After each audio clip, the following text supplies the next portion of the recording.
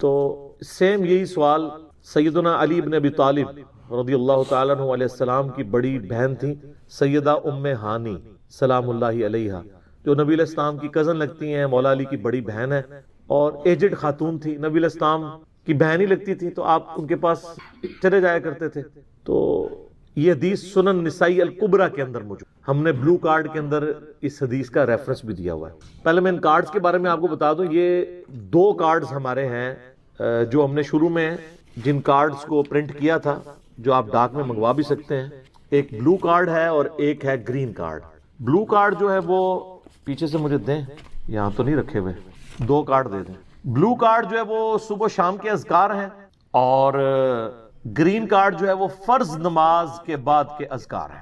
ان کے میں نے بڑی حکمت کے ساتھ کلر کوڈنگ کی ہوئی ہے۔ یہ بلو کارڈ ہے، یہ آپ کو PDF اس کا ahlsunnatpak.com سے آپ ڈاؤن لوڈ کر سکتے ہیں، ایپ بھی بنی ہوئی ہے، ہارڈ کاپی بھی ہماری اکیڈمی سے آپ منگوا سکتے ہیں۔ فون صبح 9 سے لے کے 5 بجے تک آن ہوتا ہے، +92 کے کوڈ کے ساتھ 32159000162 032159000162۔ بلو کارڈ میں حکمت ہے، آپ بتا، بلو کارڈ دنیا کا ایک بلو کارڈ ہے، وہ ہے UK میں ورک پرمٹ کو بلو کارڈ کہتے ہیں۔ یہ آخرت کا بلو کارڈ ہے، صبح شام کے سنت اذکار اکثر بخاری مسلم سے۔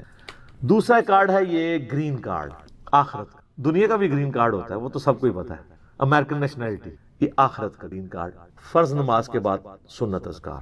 پھر میں نے ایک مختصر کارڈ بھی بلو کارڈ میں سے نکالا، یہ اورنج کارڈ، جادو ٹونا، وبائی امراض، قدرتی حادثات سے بچنے کے سنت وظائف۔ یہ سب آپ کو PDF فارم میں اویلیبل ہیں، فریلی آپ ڈاؤن لوڈ کر کے۔ اس میں صرف 5 اذکار ڈالے تھے، جو بلو کارڈ پورا نہیں پڑھ سکتا کم از کم یہ پڑھ لے، تو اس کے لیے اس معاملے میں انشاءاللہ تعالی آسانی ہو جائے گی۔ تو یہ تینوں کارڈ جو ہے نا جی، کوشش تو کریں کہ یہ کارڈ روزانہ آپ لوگ پڑھیں، آپ کے لیے بینیفیشری ہوں گے انشاءاللہ تعالی۔ بل سن نسائی الکبریٰ کی طرف آئیں، وہ جو حدیث میں بیان کر رہا ہوں، ترمذی میں بھی روایت موجود ہے، لیکن ترمذی والی روایت جو ہے نا کمزور ہے۔ صحیح سند اس کی سنن نسائی الکبریٰ کے اندر ہے، ہمارے بلو کارڈ میں 19 نمبر کے اوپر یہ وظیفہ ہے۔ انٹرنیشنل نمبر کے مطابق 10680 10680 نمبر حدیث ہے۔ سیدہ ام ہانی کہتی ہیں، یا رسول اللہ میں بوڑھی ہو گئی ہوں، لمبے وظیفے مجھ سے کوئی نہیں ہوتے، مجھے کوئی ایک وظیفہ ایسا بتا دیں جو میں کر لوں، میرے لیے کفایت کرے۔ سر جو وظیفہ پھر لیا ہے نا مولا علی کی بہن نے، وہ ایسا وظیفہ ہے کہ مجھے ابھی تک اتنا تگڑا اور کوئی وظیفہ نہیں احادیث میں نظر آیا جس کی اتنی فضیلت ہو۔ آپ علیہ السلام نے فرمایا 100 دفعہ روزانہ سبحان اللہ پڑھ لیا، تمہیں 100 غلام آزاد کرنے کا ثواب ملے۔ سر روزہ اگر آپ توڑ بیٹھیں تو ایک غلام آزاد کرنا پڑتا ہے، تو 100 روزوں سے بھی کے برابر یہ آپ سمجھ لیں۔ 100 دفعہ الحمدللہ پڑھ لیا کرو، تمہیں 100 گھوڑے اللہ کی راہ میں جہاد کے لیے بھیجنے کا ثواب ملے۔ 100 دفعہ اللہ اکبر پڑھ لیا کرو، تمہیں 100 اونٹ اللہ کی راہ میں بھیجنے کا، قربان کرنے کا، نہر کرنے کا ثواب ملے گا۔ 100 اونٹ، سر ایک اونٹ کی قیمت آلموسٹ 2-2.5 لاکھ روپے، کروڑوں روپے کا وظیفہ ہے جی، ملینز آف ڈالرز کا یہ وظیفہ ہے فری میں۔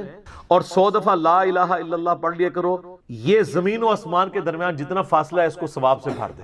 سر لا الہ الا اللہ کے پھر برابری کون کر سکتا ہے؟ وہ حدیث بطاقہ ہے نا، کاغذ کے پرزے والی حدیث جامع ترمذی میں، کہ ایک شخص کے 99 دفاتر گناہوں کے کھولے جائیں گے اور نامہ مال تل رہا ہوگا، تو اللہ تعالیٰ فرمائے گا میں کسی کے ساتھ ناانصافی نہیں کرتا۔ دوسری طرف ایک کاغذ کا ٹکڑا ڈالا جائے گا جس پہ لا الہ الا اللہ لکھا ہوگا، وہ شخص کہے گا یہ ایک ٹکڑا کیا کر سکتا، بس وہ رکھنے کی دیر ہوگی، وہ پڑھنا بھاری ہو جائے گا۔ اللہ کے نام سے تو وزنی کوئی چیز نہیں ہو سکتی، اسے کہتے ہیں کاغذ کے پرزے والی حدیث، اس کے لیے جنت کا حکم ہو جائے گا۔ لا الہ الا اللہ کا مقابلہ نہیں ہے۔ تو یہ 4 وظیفے ہیں، سبحان اللہ، الحمدللہ، اللہ اکبر، لا الہ الا اللہ۔ یہ اتنا محبوب وظیفہ ہے کہ جو سنن نبی داؤد میں، جامع ترمذی میں صلاۃ و تسبیح والی حدیث ہے، اس میں 300 دفعہ کون سے کلمات پڑھے جاتے ہیں؟ یہی سبحان اللہ والحمد للہ ولا الہ الا اللہ واللہ اکبر، بس اتنا ہی پڑھنا ہوتا ہے۔ یہ ولا حول ولا قوت الا باللہ کی حدیثیں الگ سے ہیں، لیکن صلاۃ و تسبیح میں اتنا ہی پڑھنا ہوتا ہے، 4 کلمات۔ حتیٰ کہ صحیح مسلم میں حدیث ہے، نبی علیہ السلام نے فرمایا یہ 4 کلمات مجھے ہر اس چیز سے بڑھ کر محبوب ہیں جن پہ سورج طلوع ہوتا ہے، یعنی دنیا اور جو کچھ دنیا کے اندر ہے اس سے بڑھ کر مجھے یہ چیز محبوب ہے کہ میں یہ 4 کلمات کہہ لوں، سبحان اللہ والحمد للہ ولا الہ الا اللہ واللہ اکبر۔ اور صحیح مسلم کی ایک اور حدیث ہے کہ نبی علیہ السلام نے فرمایا اللہ تعالیٰ کو اس سے بڑھ کر کوئی اور کلمات محبوب نہیں ہے، اور یہ حصہ بخاری میں بھی ہے اس کا، اور اس میں اللہ تعالیٰ کی طرف سے کوئی پابندی نہیں ہے، تم ان کی ترتیب بھی بدل سکتے ہو، یعنی سبحان اللہ کے بعد آپ اللہ اکبر پڑھ لیں، پھر لا الہ الا اللہ، کوئی فرق نہیں، یہ ایک اوپن چیز ہے۔ آپ یوں بھی کر سکتے ہیں کہ پہلے 100 دفعہ پڑھ لیں سبحان اللہ سبحان اللہ سبحان اللہ، الحمدللہ الحمدللہ الحمدللہ، اللہ اکبر، کیونکہ را کو پھر لام سے ملائیں گے، اللہ اکبر اللہ اکبر اللہ اکبر، لا الہ الا اللہ لا الہ الا اللہ لا الہ الا اللہ۔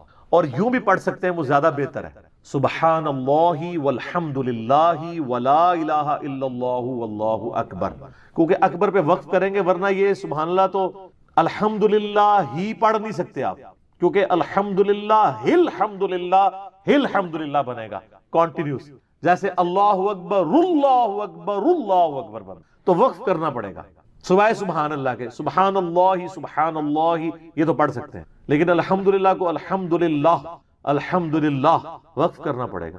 اللہ اکبر اگر ملائیں گے تو اللہ اکبر، را کو لام سے، تو اس کی بجائے اتنی مشکل میں نہ پڑھیں، سبحان اللہ والحمدللہ ولا الہ الا اللہ واللہ اکبر، ایک تسبیح پڑھ لے، چاروں وظیفے 100 دفعہ ہو جائیں گے، کیونکہ نبی علیہ السلام نے اجازت دے دی ہے نا، آگے پیچھے دائیں بائیں کچھ بھی کر سکتے ہو، اور یہ ترتیب تو صلاۃ و تسبیح میں موجود ہے، نبی علیہ السلام نے کلمات پڑھے بھی ہیں۔ آپ کو پتہ ہے تبلیغی جماعت والے 3 وظیفے بتاتے ہیں، ویسے بڑی سمجھداری سے ہی کسی نے وہ ڈیوائز کیے ہوئے ہیں، 100 دفعہ وہ یہ بتاتے ہیں سبحان اللہ والحمدللہ ولا الہ الا اللہ واللہ اکبر، وہ ساتھ وہ بھی بتاتے ہیں ولا حول ولا قوت الا باللہ، وہ بھی پڑھ سکتے ہیں، وہ بھی صحیح بخاری میں رات کو اٹھتے وقت کی دعا ہے، العلی العظیم تک بھی پڑھ سکتے ہیں، وہ ابن ماجہ میں موجود ہے۔ میرا ایک یوٹیوب پہ کلپ ہے 6 کلموں کا ثبوت، تو میں نے بتایا 4 کلمے ثابت ہیں، 2 مولویوں کے لکھے ہوئے ہیں، آخری والے جو ہیں، تو بلکہ وہ میرا بیٹا تو وہ اس کے وہ کورس میں آیا تو اس نے وہ 2 یاد ہی نہیں کیے، تو اس کو ماں کہہ رہی یاد کرو، کہتی وہ کہتا ثابت ہی نہیں ہے تو کیوں ساری یاد کرو۔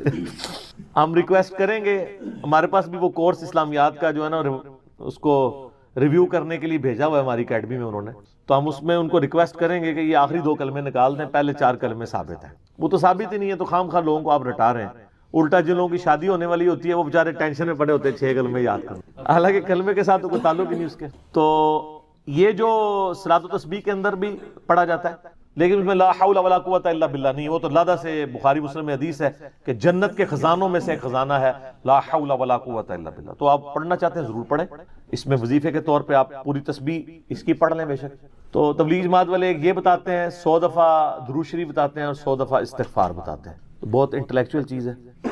یہ وظیفہ اتنا کمال ہے کہ آپ کے ہر فرض نماز کے بعد یہ وظیفہ نبی علیہ السلام نے مشروع کیا ہے، مسلم شریف میں حدیث ہے ہر فرض نماز کے بعد یہ وظیفہ پڑھنے والا کبھی نامراد نہیں جاتا، 33 دفعہ سبحان اللہ، 33 دفعہ الحمدللہ اور 34 دفعہ اللہ اکبر۔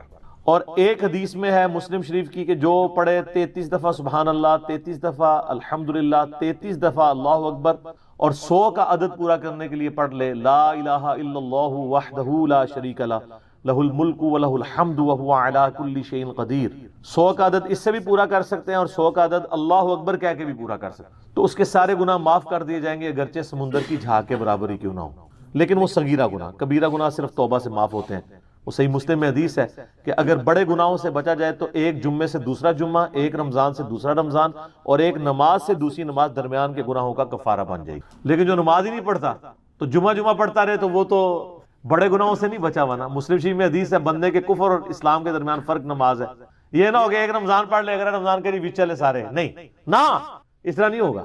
تو یہ وظیفہ اتنا کمال ہے، بخاری مسلم دونوں میں حدیث ہے، کچھ غریب صحابہ حضور کے پاس ہے، یا رسول اللہ ہر مقابلے میں ہم برابری کر لیتے ہیں امیر اصحاب کی، وہ روزے رکھتے ہیں ہم بھی روزے رکھ لیتے ہیں، وہ نمازیں پڑھتے ہیں ہم بھی نمازیں پڑھ لیتے ہیں، وہ جہاد کرتے ہیں ہم بھی جہاد کر لیتے ہیں، ایک معاملے میں آ کے ہم مارے جاتے ہیں، قرآن میں بار بار ہے اللہ کی راہ میں خرچ کرو، ہم تو خود ہی غریب ہیں، تو آپ ہمیں کوئی اس کا حل تجویز کریں۔ تو آپ فرمایا میں تمہیں ایک ایسی چیز بتاتا ہوں کہ تم ان کی برابری کر لو گے، تم ہر فرض نماز کے بعد 33 دفعہ سبحان اللہ، 33 دفعہ الحمدللہ، 34 دفعہ اللہ اکبر پڑھ لیا کرو۔ یہ بخاری مسلم دونوں میں۔ کچھ دنوں کے بعد پھر وہ حاضر ہوا، یا رسول اللہ وہ تو امیر صحابہ کو بھی پتہ چل گیا، وہ بھی یہی کچھ پڑھ رہے ہیں، اب ہم کیا کریں؟ تو اسی تک لو جناب، تو اسی گرین کارڈ دے تے بلو کارڈ دے چکر ہی پے ہو، دنیا دے آخرت کے نہیں۔ صحابہ کرام آخرت کے بلو اور گرین کارڈ کی بات کر، تو نبی علیہ السلام مسکرائے، آپ نے فرمایا ذالک فضل اللہ یؤتی من یشاء، یہ اللہ کا فضل ہے، میں تو اللہ کا فضل نہیں روک سکتا، ٹھیک ہے نا۔ تو ظاہر گیون سرکمسٹانسز اللہ کے دیے ہوئے ہیں، اس کے اندر آپ بیسٹ پرفارم کرنے کی کوشش کریں. اللہ کے فضل کو تو کوئی روک نہیں لگا سکتا. کوئی یہ نہیں کہہ سکتا کہ جی وہ یعنی تیرے ہوتے جنم لیا ہوتا کیوں نہیں ہوا، ہو سکتا ہے ابو جہل ہی ہوتا. تو جس حال میں اللہ نے رکھا ہے اسی کو آپ بہتر سمجھیں. تو اس طرح کی کئی احادیث ہیں جو ان وظیفوں کو سپورٹ. اچھا، مسلم شریف میں ایک حدیث میں یہ بھی آیا کہ 10 دفعہ سبحان اللہ، 10 دفعہ الحمدللہ اور 10 دفعہ اللہ اکبر. اگر کسی پاس ٹائم تھوڑا ہے نا تو فرض نماز کے بعد یہ بھی پڑھ سکتے. 10 دفعہ بھی وظیفہ یہ والا کیا جا سکتا. ایک بڑی رکت انگیز حدیث. بخاری اور مسلم دونوں میں حدیث ہے کہ اللہ کا ذکر کرنے والا زندہ کی مثل ہے اور ذکر نہ کرنے والا مردہ کی مثل. یعنی وہ زندہ لاش ہے جو اللہ کا ذکر نہیں کرتا. جامع ترمذی میں حدیث ہے، ایک صحابی حاضر ہوئے، یا رسول اللہ مجھے کوئی ایسی نصیحت کریں کہ اس کے بعد مجھے کسی چیز کی ضرورت نہ رہے. نبی علیہ السلام نے کہا کہ تیری زبان ہر وقت اللہ کے ذکر سے تر رہے. بس یہ نصیحت، یعنی صرف نماز کی حد تک نہیں، عام حالت. اچھا، ذکر کے لیے زبان ہلانا بھی ضروری نہیں ہے، دل میں بھی ذکر ہو سکتا ہے. اللہ کو یاد کرنا بھی ذکر ہے، غور و تفکر کرنا بھی ذکر ہے. اصل چیز ہے گاڈ اورینٹڈ ہو. بخاری مسلم میں حدیث ہے، جب تم نماز پڑھ کے اسی جگہ پہ بیٹھے رہتے ہو نا جہاں پہ نماز پڑھی تھی، اسی مصلی کے اوپر، جب تک وضو نہیں ٹوٹتا نا، کچھ ذکر نہ بھی کرو، تب بھی فرشتے دعائے رحمت تمہارے لیے کرتے رہتے ہیں. حتیٰ کہ بخاری مسلم میں آیا کہ جو شخص نماز کے انتظار میں ہے نا، اللہ تعالیٰ اسے بھی نماز کے اندر ہی شمار کر لیتا ہے. دیکھیں اللہ تعالیٰ کی رحمت ہے. یعنی یہ تو ایک نہ ختم ہونے والا سلسلہ ہے. بخاری مسلم دونوں میں حدیث ہے، میں اپنے بندے کے گمان کے قریب ہوں جیسا کہ میرے بارے میں گمان کرے. جب وہ مجھے دل میں یاد کرتا ہے میں اسے دل میں یاد کرتا ہوں. جب وہ مجھے کسی مجلس میں یاد کرتا ہے نا تو میں اسے بہتر مجلس میں اسے یاد کرتا ہوں. جب وہ میری طرف ایک بالش بڑھتا ہے میں اس کی طرف ایک ہاتھ بڑھتا ہوں. جب وہ میری طرف چل کے آتا ہے میں اس کی طرف دوڑ کر آتا ہوں. تو یہ حدیث قدسی ہے بخاری مسلم دونوں میں، اور اسپیسیفکلی یہ قرآن حکیم کی درس و تدریس کے حوالے سے ذکر ہوا تھا کہ ایسی مجلس میں فرشتے حاضر ہوتے ہیں اور جب اللہ کے پاس جاتے ہیں، حالانکہ اللہ جانتا ہے، پھر بھی پوچھتا ہے کہ میرے بندوں کے پاس گئے تھے کس حالت میں پایا. وہ بتاتے ہیں یہ حالت تھی. پھر اللہ تعالیٰ پوچھتا ہے مجھ سے کیا مانگ رہے تھے؟ فرشتے بتاتے ہیں کہ بندے جنت مانگ رہے تھے. اللہ تعالیٰ پوچھتا ہے کیا جنت دیکھی انہوں نے؟ کہتے ہیں نہیں، اگر دیکھ لیتے تو اس سے بھی زیادہ مانگتے.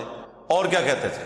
جہنم سے آزادی مانگ رہے تھے. کیا جہنم دیکھی میرے بندوں نے؟ نہیں، اگر دیکھ لیتے اس سے بھی زیادہ اشد و سے مانگتے. اللہ تعالیٰ فرماتا ہے تم گواہ ہو جو میں نے سب کو معاف کر دیا. اچھا، وہ فرشتے کہتے ہیں یا اللہ ایک بندہ ایسا تھا جو ویسے ہی وہاں پہ آ گیا تھا، اس کی نیت نہیں تھی لیکن وہ ان کی مجلس میں بیٹھا تھا.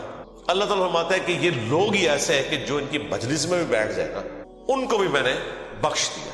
وہ جو کہہ رہے ہوتے ہیں نا غوث پاک کے درس میں بھی اگر کوئی بیٹھ گیا، کہانیوں میں نہیں میرے بھائی، درس قرآن میں، وہ چاہے غوث پاک دے رہے ہو یا کوئی انجینئر پاک دے رہے ہو یا کوئی ڈاکٹر پاک دے رہے ہو، اگر اخلاص کے ساتھ کوئی اللہ کا ذکر کر رہا ہے، خالص توحید بتا رہا ہے، قرآن و سنت کی تعلیمات بتا رہا ہے، اس کی مجلس میں بیٹھنے والے کے لیے جنت کا راستہ آسان ہو جائے گا. وہ تو حدیث ہے صحیح مسلم کے اندر کہ جو علم کے راستے پہ چلتا ہے اللہ تعالیٰ جنت کا راستہ اس کے لیے آسان کر دیتا ہے. یہ تو بالکل اسٹیبلش چیز ہے. یہ ذکر ایسا معاملہ ہے کہ کوئی دل میں بھی یاد کرتا ہے نا، اللہ اس کو پھر دل میں یاد کرتا ہے. فَاذْكُرُونِي أَذْكُرْكُمْ، یہ تو قرآن میں سورۃ البقرہ میں ہے، اے میرے بندے مجھے یاد کر میں تیرا ذکر کروں گا اور اس سے بہتر مجلس میں کروں، فرشتوں کی مجلس میں کروں. اور انسان کی کتنی خوش نصیبی ہے کہ انسان اللہ کو یاد کرے، اللہ تعالیٰ اس کے رسپانس میں اسے یاد کرتا ہے. انسان کا اللہ کو یاد کرنا یہ چھوٹی چیز ہے، اللہ کا اپنے بندے کو یاد کرنا یہ بڑی چیز ہے. سنن ابن ماجہ میں حدیث ہے اور یہ تعلیقاً امام بخاری بھی یہ حدیث لے کے آئے ایک چیپٹر کی ہیڈنگ میں، اور یہ اتنی رکت انگیز حدیث ہے کہ اس حدیث کو میں نے اپنے اسکار کارڈ میں بھی شامل کیا ہے کہ میں اپنے بندے کے ساتھ ہوتا ہوں اس وقت جب وہ میرا ذکر کر رہا ہوتا ہے اور اس کے ہونٹ میرے ذکر کی وجہ سے ہل رہے ہوتے ہیں. زبان سے ذکر کرنا یہ سب سے افضل ذکر ہے کیونکہ اس میں آپ کی زبان، اعضاء، دل، دماغ سب کچھ شامل ہوگا. دل میں بھی ذکر کرنے کا ثواب ہے لیکن زبان سے کرنا افضل ہے. اسی لیے آپ دیکھیں جو آبلیگیٹری چیزیں ہیں وہ اللہ تعالیٰ نے زبان کے ساتھ جوڑ دی ہیں. یعنی نماز آپ دل میں نہیں پڑھ سکتے، زبان سے پڑھنی ہے، اور کم از کم اتنی آواز سے کہ وہ خود آپ محسوس کر رہے ہو. محسوس سے مراد یہ نہیں ہے کہ 10 نمازی دیر تک سن رہے ہیں، نہیں، محسوس سے مراد ہے کہ آپ کو فیل ہو رہا ہے کہ آپ کو اپنی زبان سے پڑھ رہے ہیں. اس طریقے سے جانور قربان کرنا ہے تو تکبیر اتنی آواز سے کہنی ہے کہ آپ کے کان خود سن رہے ہیں. جو آبلیگیٹری چیزیں ہیں وہ اللہ تعالیٰ نے زبان کے ساتھ جوڑی ہوئی. زبان کا ذکر بہرحال دل کے ذکر سے افضل ہے. باقی ریاکاری والا جو ایشو ہے وہ ہر شخص کا ایک پرسنل معاملہ ہے، کسی کے اوپر ہم فتویٰ نہیں لگاتے، لیکن جو اللہ تعالیٰ نے ऑब्लिगेटरी नमाजें रख दी हैं, वो तो इतनी एलानियां रखी हुई हैं कि खुद बखुद रियाकारी का चांस है, तो वो रियाकारी नहीं है।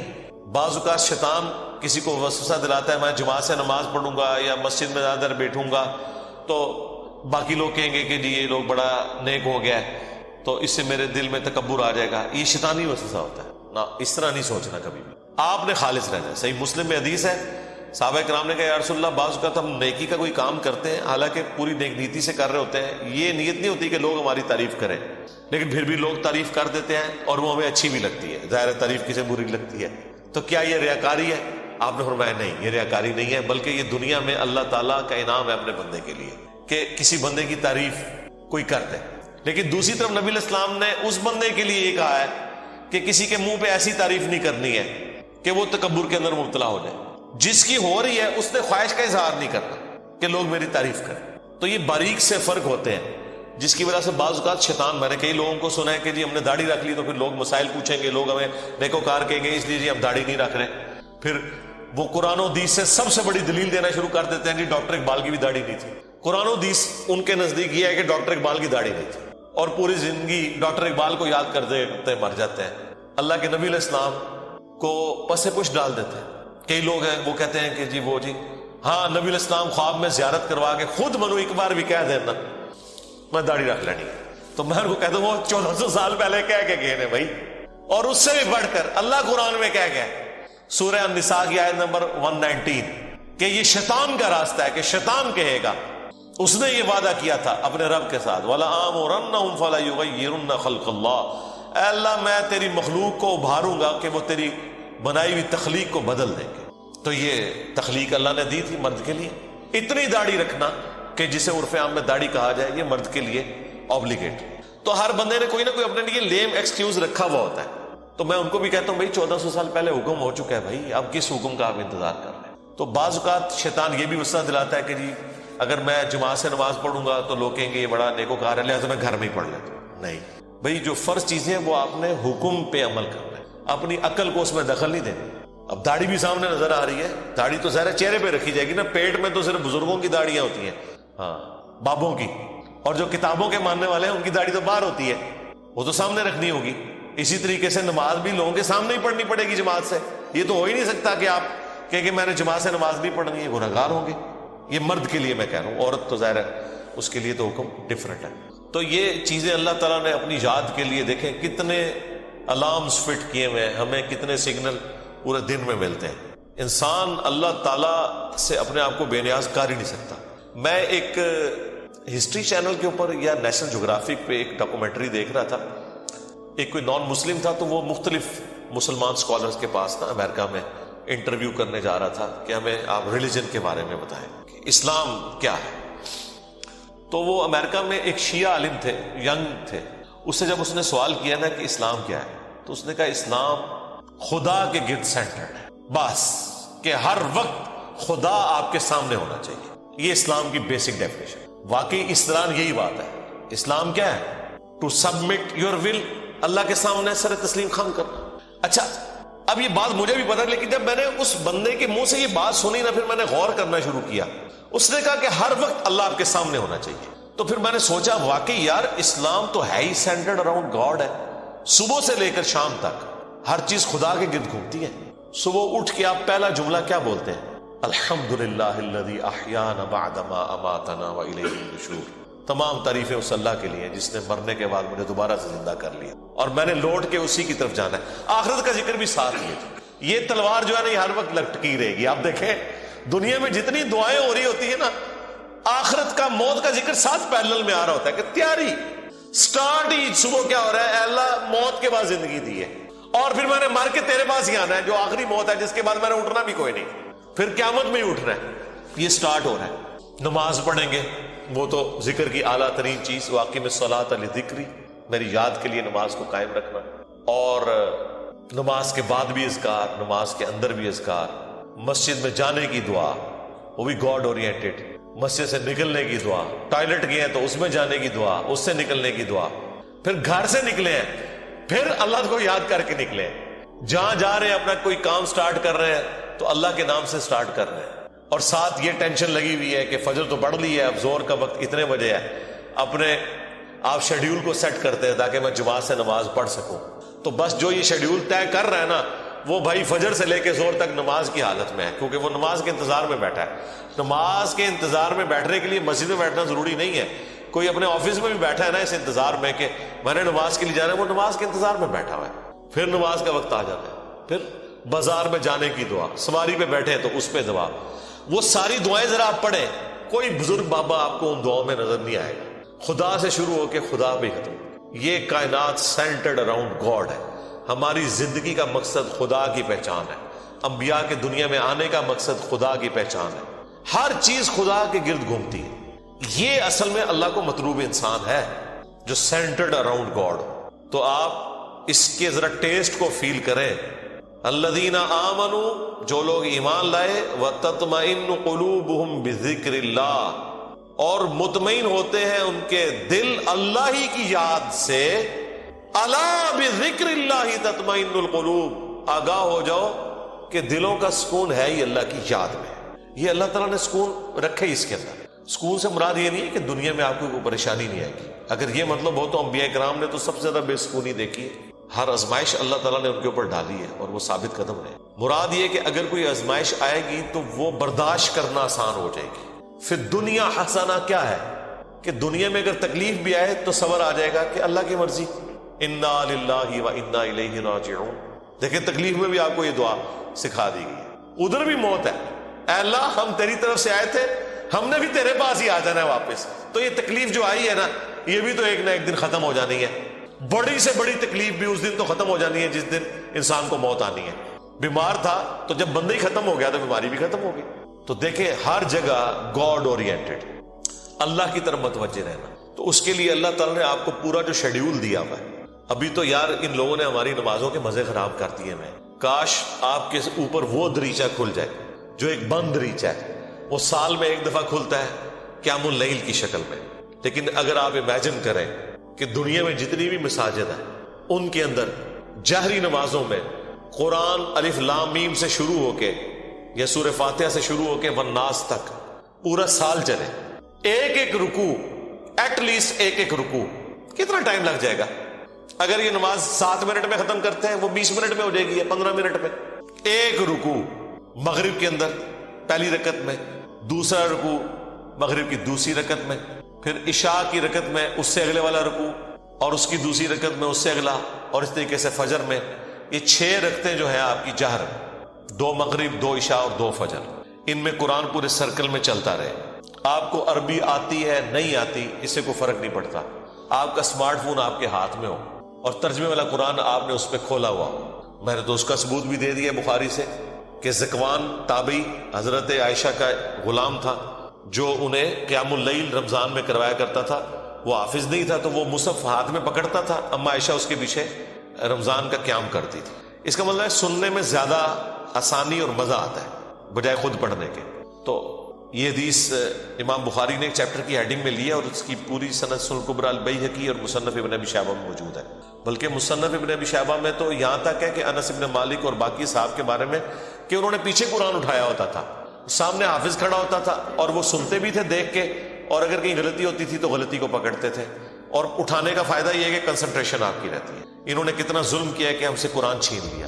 مغرب، عشاء اور فجر کی نمازیں واللہ اس لیے نہیں تھی کہ آپ نے صرف رکعتیں پوری کرنی ہے، یہ آپ کے اندر فیول ڈالنا تھا کہ جب آپ جہرن قرآن سنیں گے تو آپ کی پروگرامنگ ہوتی رہے گی۔ ہم کیا سنتے ہیں؟ وہی رٹی رٹائی آخری 10 صورتیں یا چند صورتوں کی آخری آیات، سورہ بقرہ کی آخری آیات، سورہ حشر کی آخری آیات، وہی جو مولویوں نے رٹی ہوئی ہے۔ یار اگر حافظ قرآن نہیں بھی آپ کا امام مسجد، کوئی مسئلہ نہیں، وہ مصحف اٹھا کے پڑھ لے، کوئی مسئلہ نہیں، قرآن دیکھ کے تو پڑھنا اس کو آتا ہے نا، قاری ہے، مصحف اٹھا کے پڑھے۔ لیکن آپ ذرا امیجن کریں کہ آپ کی نماز کا لیول کیا ہوگا کہ آپ کو اگلی نماز کا انتظار رہے گا کہ بھئی، اور آپ یہ کوشش کریں گے کہ آپ کی نماز نہ چھوٹے، وہاں سے رکوع اگلا سٹارٹ۔ بلکہ میں تو کہتا ہوں گورنمنٹ لیول پہ یہ ہونا چاہیے کہ ایک اجتماعی نظم کوئی قائم کرے، اجتماعی نظم ہو پورے ملک میں، عید کی رات کو اگلا قرآن سٹارٹ ہو جائے، گورنمنٹ کی طرف سے شیڈیول ہو کہ بھئی اب یہ اگلا قرآن سٹارٹ ہو گیا، اتنے رکوع ہیں، 6 رکوع کور ہوتے ہیں نا، اگر آپ 6 جہرن رکھتے رہے تو آلموسٹ کوئی 520 کے قریب رکوع بنتے ہیں. ان کو ڈیوائڈ کر لیں تو پورے ملک کے اندر ختم قرآن بھی ایک ہی دن ہو رہا ہو. شمسی اعتبار سے رکھ لیں تاکہ کوئی شخص دوسرے شہر میں بھی چلا گیا ہے اسے یہ یقین ہو کہ ہاں جی میں فلاں مسجد میں جاؤں گا تو شیڈیول ایک ہی چل رہا ہے. یہ ہم نے دنیاوی کئی معاملات میں اپنے آپ کو مینج کیا ہوا ہے اس طریقے سے. دیکھ لیں KFC آپ امریکہ سے کھائیں, آپ سعودیہ سے کھائیں, آپ جیلوں میں بیٹھ کے کھائیں, آپ کی آنکھوں میں پٹی بندھی ہوئی ہو, آپ کھا کے بتا دیں گے کہ آپ KFC کا چکن کھا رہے ہیں. اس سے قطع نظر کہ آپ دنیا میں کہاں بیٹھے ہوئے ہیں. 66,000 آؤٹ لیٹس ہیں ان کی دنیا میں. یہ بھی پرانا فگر ہے, اب تو پتہ نہیں اس سے زیادہ ہی نہ ہوگی ہوں. ایک ذائقہ دیا نا پوری دنیا کے اندر انہوں نے. اس طرح کے کئی شیڈیول ہیں, اور اگر یہ تھوڑی سی ایفرٹ پٹ کر لی جائے تو سرکار آپ کو کوئی اپنے بچوں کو توحید سکھانے کی ضرورت نہیں ہے. توحید خود بخود وہ سیکھ جائیں گے. پورے دورہ قرآن بھی نہیں ہوگا, انہیں پتا چل جائے گا کہ سب کچھ فراڈ چل رہا ہے. قرآن تو کوئی اور ہی بات کرتا ہے. یہی وجہ ہے کہ جو غیر مسلم ملکوں میں لوگ جاتے ہیں نا, وہاں جب ان کا نان مسلم لوگوں سے واسطہ پڑتا ہے تو پھر ان کو بھی تھوڑی شرم آتی ہے کہ یار وہ جب پوچھتے ہیں ہاں جی اسلام کیا, وہ کہتے ہیں ہم تو پتہ ہی کچھ نہیں. پھر قرآن ترجمے سے پڑھتے ہیں تو آپ دیکھتے ہیں کہ یہاں داڑھی بھی نہیں ہوتی, وہاں سے داڑھی بھی رکھ کے آ جاتے ہیں, نماز بھی شروع کر دیتے ہیں, قرآن بھی پڑھ لیتے ہیں اور گمراہ بھی ہو جاتے ہیں. یعنی ادھر والوں کی نظر میں وہ کہتے ہیں یہ کیا کہانیاں تم لوگوں نے, دین قرآن میں تو یہ کچھ اور لکھا ہوا ہے. تو اگر یہ شیڈیول گورنمنٹ کر دے, یہ کوئی مشکل کام ہے مجھے بتائیں. چلے پردہ رکھنے کے لیے اگر کوئی جعلی حافظ بھی ہے, گورنمنٹ کہہ دے کہ ٹھیک ہے جی مصحف اٹھائیں, مصحف اٹھا کے پڑھیں, پردے کا پردہ رہ جائے گا. اگر کسی کو یہی ہے کہ میں تو حافظ بن کے یہاں بھرتی ہوا تھا, ہے کوئی نہیں تھا, کوئی مسئلہ نہیں ہے, مصحف اٹھا کے پڑھیں. پیچھے بھی لوگ ایئر فلائٹ موڈ میں دیکھیں اور ترجمے والا قرآن کھولیں. جب قرات ہو رہی ہوتی ہے اتنا آپ کو ٹائم مل جاتا ہے کہ آپ عربی اور نیچے ترجمہ بھی دیکھ سکتے ہیں. ویسے آپ اگر کوشش کریں نا کہ میں 6 رکوع روز کے ایک جگہ بیٹھ کے ترجمے سے پڑھوں, پھر پڑھ بیٹھے دوسری, کوئی نہ کوئی کام آپ کے آڑے آ جائے گا, کوئی نہ کوئی مصروفیت آڑے آ جائے گی. اسی لیے اللہ تعالیٰ نے اس کو نماز کا حصہ بنایا ہے. یہ لوگ پوچھتے ہیں کہ جی جہرن نمازیں کیوں ہیں, لو سن لو پھر اس واسطے کے جہرن کہ قرآن کے ذریعے پروگرامنگ آپ کی ہوتی رہے, آپ قرآن سنتے رہے. اور ابھی تو میں آپ کو یہ بتا ہی نہیں رہا کہ نبی علیہ السلام کی نماز کتنی لمبی ہوتی تھی. فجر کی ایٹ لیسٹ 40 منٹ کی آپ کی فجر کی نماز ہوتی تھی. جی ہاں, میں تو ایک ایک رکوع کی بات کر رہا ہوں, وہاں تو پاؤ یا آدھا پارا پڑھنے کی بات ہے یا پارا پڑھنے کی بات ہے. چلے وہ نہیں ہے, ایک رکوع بھی کسی کی ہدایت کے لیے کافی ہے. بھائی 6 رکوع تو کور ہو گئے نا. 6 رکوع کا مطلب ہے کہ ایک پاؤ سے زیادہ اس کا پارا ہو گیا. ہر 4 دن کے اندر ایک پارا ختم ہو جایا کرے گا, ہر 4 دن کے اندر ایک پارا. تو اس کا مطلب ہے کہ یہ ایک مہینے کے اندر آلموسٹ کتنے پارے ہو جائیں گے جی؟ 7 پارے. اور 4 مہینے کے اندر آلموسٹ آپ کا ایک قرآن مکمل ہو جایا کرے گا. تو 4 مہینے میں اگر قرآن مکمل ہو رہا ہے تو سال میں 3 قرآن تو ویسے ہی ختم ہو جائے گا, چوتھا تراویح میں ہو جائے گا. 4 قرآن آپ کے. تو سرکار ایک سال نہیں, ایک دفعہ بھی قرآن سے کوئی گو تھرو ہو گیا. اور پھر اللہ نے کیا اس میں مزہ رکھا ہے کہ اتنی موٹی کتاب ہے کہ بوریت بھی نہیں ہوتی. آپ جتنا بھی پڑھ لینا دوبارہ اس صورت تک پہنچنے کے لیے اتنا وقت گزر چکا ہوتا ہے کہ جب آپ وہ دوبارہ پڑھتے ہیں آپ کو بالکل نئی لگ رہی ہوتی ہے. اگر یہ چھوٹی سی کتاب ہوتی ہے تو 2-4 بار پڑھ کے کو بوریت والا معاملہ ہو جاتا. لیکن اللہ تعالیٰ نے یہ چیز بھی رکھی, اتنی موٹی کتاب, اور ایک ایک صورت میں ایسی ملٹی ڈائریکشنل چیزیں رکھ دی ہیں, واقعات علیحدہ سے رکھ دیے, حکمت کی باتیں الگ سے رکھ دی, آخرت کا ذکر علیحدہ سے رکھ دیا, ہر اعتبار سے اس میں ٹیسٹ رکھا. تو یہ قرآن ہماری زندگی میں آ سکتا تھا. اور یہ ویڈیو تو میں نے بہت پہلے ریکارڈ کی ہے کہ قرآن کو اپنی زندگی میں کیسے لایا جائے. میرے نزدیک تو اس کے علاوہ کوئی چارہ نہیں. یاد رکھیں جو چیز آپ اپنی روٹین میں لانا چاہتے ہیں نا کہ آپ اسے روزانہ کریں, تو پھر آپ اسے زندگی کی اس چیز کے ساتھ جوڑ دیں جس کے اوپر آپ کی 0 ٹالرنس ہے, تو وہ آپ کی زندگی کا حصہ بن جائے گی. مثلا بڑے لوگ پوچھتے ہیں بڑی کوشش کی تھی, 1 مہینے تک واک کرتے رہے فجر کے بعد, بس پھر بعد میں نہیں واک ہو سکی, ٹائم ہی نہیں ملتا. تو میں ان کو کہتا ہوں آپ اس کو اپنی روٹین میں جوڑیں. روٹین آپ کی کیا ہے؟ نماز مسجد میں جا کے پڑھتے ہو, ہاں جی, بس موٹر سائیکل نہیں اب لے کے جانا, پیدل جانا ہے مسجد میں. فجر کی نماز کے لیے بھی پیدل جانا ہے. اپنی روٹین میں آپ جانا ہی جانا ہے. اگر مسجد 15 منٹ کی مسافت کے اوپر ہے, چاہتے نہ چاہتے 15 منٹ کی آپ کی واک ہو جائے گی. اور اس کو آپ کو یاد کر کے نہیں کرنا پڑے گا, سوائے اس کے کہ آپ نے جانا ہے تو آپ نے پیدل جانا ہے. یا عشاء کے وقت آپ ٹائم رکھنا چاہتے ہیں تو اپنی واک کا ٹائم وہ رکھ لیں, اور 5 نمازیں پیدل جا کے پڑھیں. تو آپ ذرا کیلکولیٹ کریں, ہر نماز کے ساتھ جانے اور آنے میں آپ کی واک اٹیچ ہو جائے گی, کیونکہ آپ نے روٹین کا حصہ بنا لیا ہے. جو انسان کو اسپیشل کام کرنا پڑتا ہے نا, اس میں انسان کو تردد ہوتا ہے. لیکن جو انسان اپنی روٹین میں شامل کر لیتا ہے, بس یہ قرآن بھی میں کہتا ہوں آپ اپنی روٹین میں شامل کریں. اور اس کو شامل کرنے کا طریقہ یہی ہے کہ فرض نمازوں میں امام مسجد کی منت مارنی پڑے، کوئی مٹھی گرم کرنی پڑتی ہے اس کی، کرے اسے کہ بھائی یار چل کچھ نہیں تو فجر میں تو